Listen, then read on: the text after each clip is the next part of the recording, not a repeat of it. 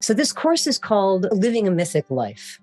And I love this title because in some ways it's a creative title that invites us to play with the idea of what myth is in big ways.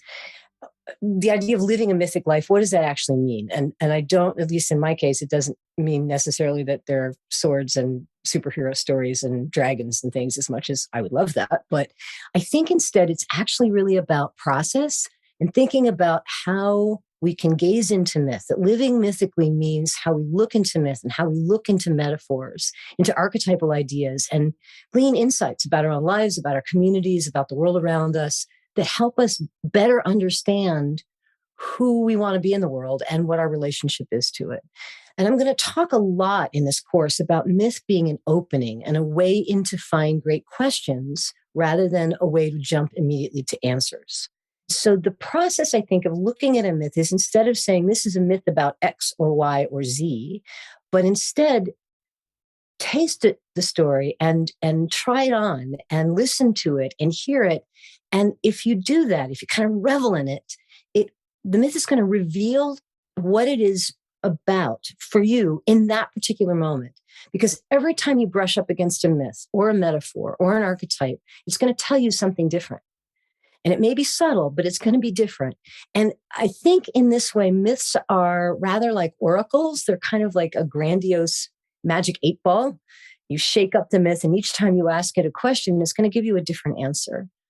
One of the images, one of the ideas that works in this for me is Carl Jung had on the lintel of his stone lintel of this doorway over his house, that he actually carved himself in Latin, a phrase that translated into English says, "Called or uncalled, the God is always present." Called or uncalled, the God is always present.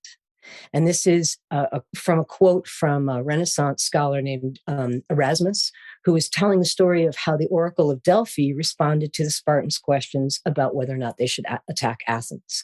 So she says, "Called or uncalled, the God is always present." I love this because I think this is true of myth as well. Called or uncalled, myth is always present. It's everywhere we look. We just need to figure out how to see it. But the next move that Jung made, I think, really matters too. And so he, as he talks about why he included that inscription on the lintel of his doorway, the next thing he says is, yeah, okay, the God is here, but in what form and to what purpose?